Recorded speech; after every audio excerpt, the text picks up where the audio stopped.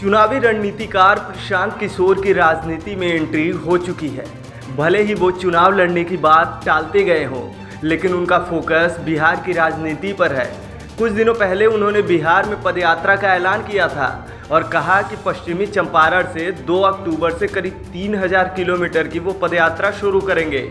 हालांकि ये कोई पहला मौका नहीं जब कोई राजनीति में पदयात्रा के जरिए एंट्री मार रहा हो।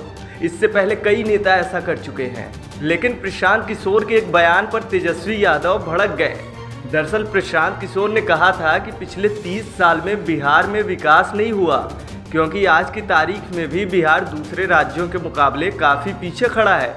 ऐसे में अगर बिहार को आगे ले जाना है तो नए सोच की ज़रूरत है, जिस पर आरजेडी नेता तेजस्वी यादव ने पलटवार किया। चुनावी रणनीतिकार प्रशांत किशोर ने बिहार में सियासी हलचल बढ़ा दी। उनके 30 साल में भी बिहार का विकास न होने वाले बयान पर अब तेजस्वी यादव ने निशाना साधा।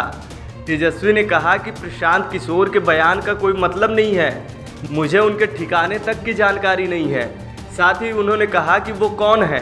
दरअसल प्रशांत किशोर ने हाल ही में ट्वीट किया था और लिखा था कि ये सत्य है कि पिछले 30 साल में लालू और नीतीश के राज के बावजूद बिहार देश का सबसे गरीब और पिछड़ा राज्य है। इस बयान पर ही तेजस्वी यादव ने अपनी प्रतिक्रिया दी।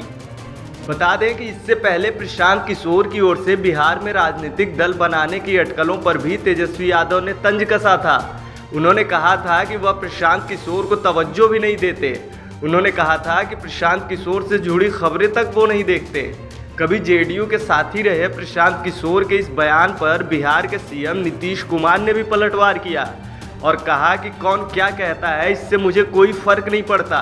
बिहार की जनता जानती है पिछले 15 साल में बिहार में कितना विकास हुआ है। बहरहाल अब बिहार की सियासत में प्रशांत किशोर की एंट्री होने जा रही है।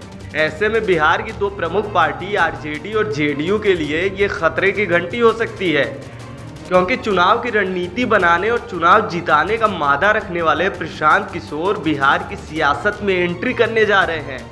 बिहार में 2025 में विधानसभा चुनाव होना है।